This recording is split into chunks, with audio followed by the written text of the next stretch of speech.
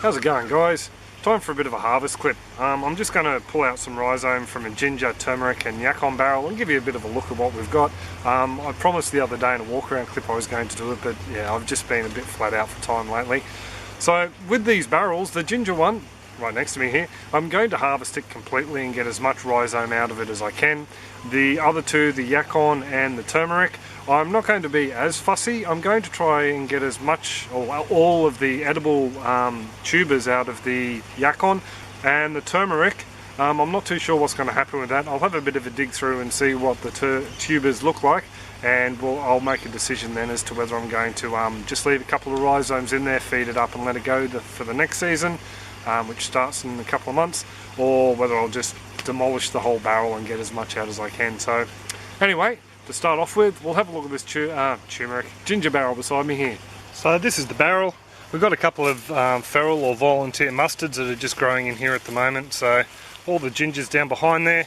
We've actually been coming down here, I don't know if you can make it out, bit of an indentation. We've been coming out here and robbing ginger out of this as we need it, just for our curries and bits and pieces.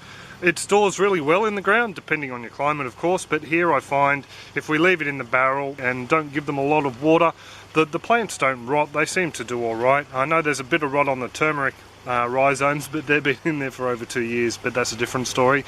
So anyway, what I'm going to try and do is dig as much of this ginger out as I can without disturbing the mustards. I've actually got a Okinawan spinach I want to put in this barrel, so anyway, I'll get started and have a bit of a dig around. I think we'll go straight to the big guns here. So these rhizomes here all come from two plants that we had in a pot. We had a bit of a failure with our ginger harvest out the front, or the crop out the front this year, just due to the way that I set the barrels up, the IBC beds in the soil. So these guys had to pretty much all do us for the rest of the season. So there we go. That's not a bad looking clump of ginger. Just pop him down in the basket for now. It's a little bit more. There's a nice little bit. So I might as well feed this bed up now. I'll show you what's going in here. This is the compost we made in the big cage up beside the top of the aquaponics. It's got earthworms, compost worms in it still. I put some biochar through there as well just to help activate it. It's been sitting in that barrel now for over a month, I think. So, and the other thing I'm going to add, if I can remember where I put it, is some of these pellets here. These are an organic pellet. They're made by a local Australian company, but they've just got all sorts of goodness in it. Blood and bone, dynamic lifter, which is basically a chicken compost, and it's just been pelletized. So I'll just pop a little bit of that in there as well. Dig it through the top layer. Don't want to dig it through too deep. And that's pretty much all it. That'll give these mustard plants, and also the Okinawan spinach. There's another little compost worm. Oh, there's a few of them. Poor little fellas. That should give these guys, as well as the Okinawan spinach, a nice little kickstart. So there you go. That's pretty much all how I feed things up. If I've got worm castings, I'll toss them in there as well. CBM fertilizer, I've used that a bit, but yeah, this time around just the homemade compost and a handful of organic fertilizer. On to the turmeric. And this here is a turmeric barrel with a lot of the dead leaves there ready to go into a compost. So it was pretty much all planted out 2 years ago, I think. This is a part of the original plant. That's one of the part of the mother rhizome. It's actually gone a little bit squishy. Oh, those guys are all right. There's another little mother rhizome there. So what I'm going to do is pretty much we'll take all this timber mulch off, and then I'll try and get out as much as I can. This plant here was put in about 2 years ago, and I've just pretty much all left it.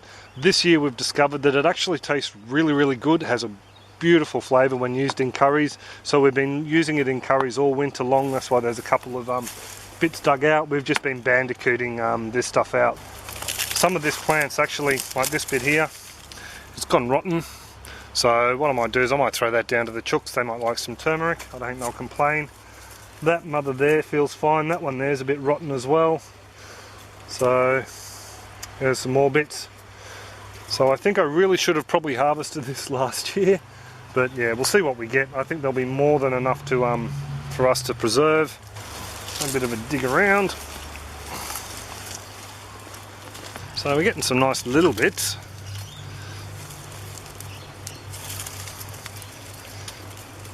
Getting a couple of very nice mothers here. These look fantastic, so I might leave these to one side and plant them out again and see what they do. So down here we just have a ball of fingers. So a lot of it is rotten. I'd say that's some from last year. So those bits there will just be broken off and given to the chookies and the worms. But yeah, there's definitely an old rotten bit there. So I'll just go ahead and pull the rest of this out and we'll have a look at the end, I think.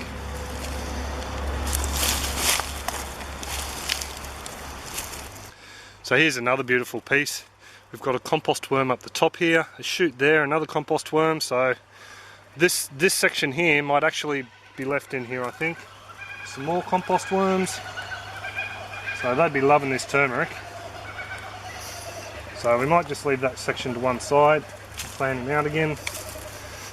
So I'm just going to spread out a handful of that natural fertiliser and a couple of shovel loads of the compost in there, and that's pretty much all it. There's more turmeric's going to come up from there. There's no way that I get everything out of there, so I figure I'll leave those mothers in there and whatever else pops. So no loss really, and next year we'll come back and see what we've got. So this is our Yacon barrel.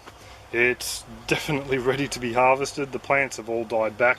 I did notice while digging around yesterday, some of the rhizomes are looking like they're budding. There's this one down in there. I don't know if he's showing up too well, but yes, time to definitely harvest him and get as many of these edible tubers out as we can. So just having a bit of a dig around. What I think I might do with this one is just go straight at it with the fork. We'll see if we can lift him up.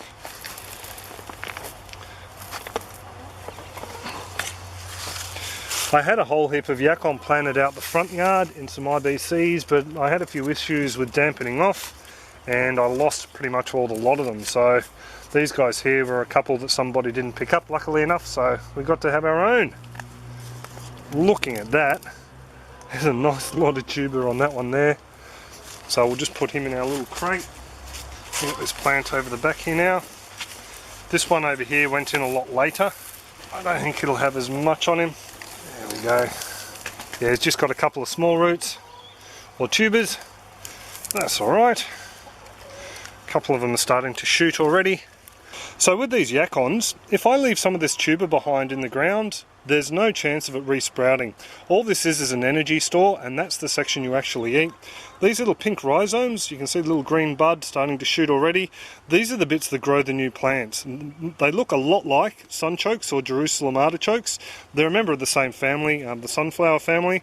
They're the bits that would throw up a new plant in this barrel if I was to leave it in there, which I won't be doing this year because I want to plant them somewhere else. So yeah, absolutely fantastic. Loads of rhizome down the base there. But anyway, I'll get these all cleared up and I'll give you a look at the three harvests together. So there you go, there's the harvest. There's my little clean out pile to the right there. This turmeric is unbelievable. I'd say there'd have to be a couple of kilos there. But like I say, this is a 2-year-old stand of turmeric. It was not planted this season, it was planted the season before. Just to give you a bit of a comparison, this is the turmeric longer that we had out the front. It looks a bit dull because it's not wet like this stuff, but you can see the difference. This is a very orange turmeric and it tastes fantastic raw. This one here is a little bit bitter, but we've found it goes absolutely fantastic in coconut curries. So while we won't eat all of that, I'd say we'd probably get through that half there. We'd probably go through that this year. These mothers here I will be planting out again. They just look so healthy and there's more coming out of them. You can see I've actually got one up here. This is the big one. I snapped this bit off a while ago. It did come up into a big point as well.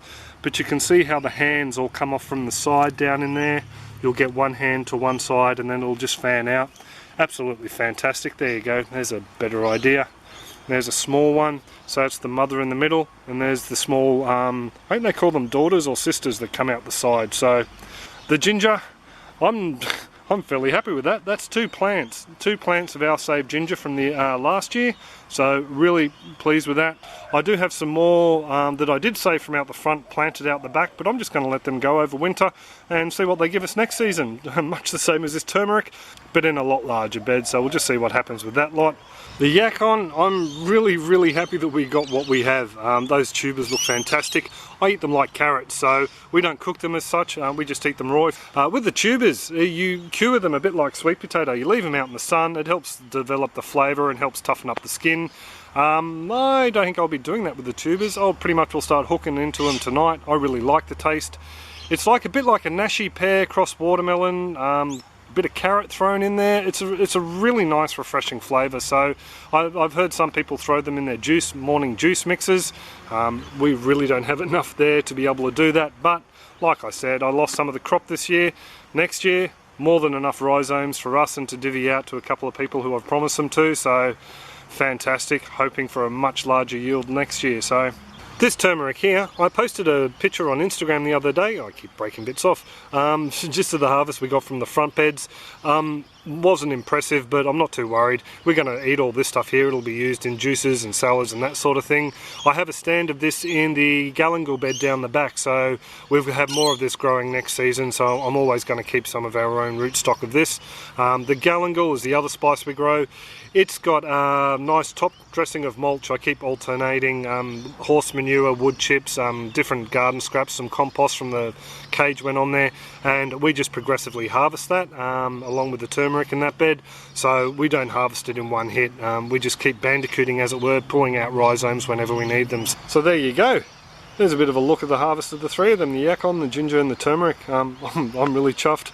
I didn't think we were going to have any of that saved, but yeah, more than enough for next year's crop and some to share. And that turmeric's just blowing me away. I thought most of it was going to be rotten like that. You can see the bits that washed off when I cleaned it, so mighty impressed. I'll pretty much will leave it there. If you do have any comments, questions or suggestions, pop them in the comment section below and I'll get back to you. Other than that, I hope you have a fantastic weekend and I shall catch you later. Cheers!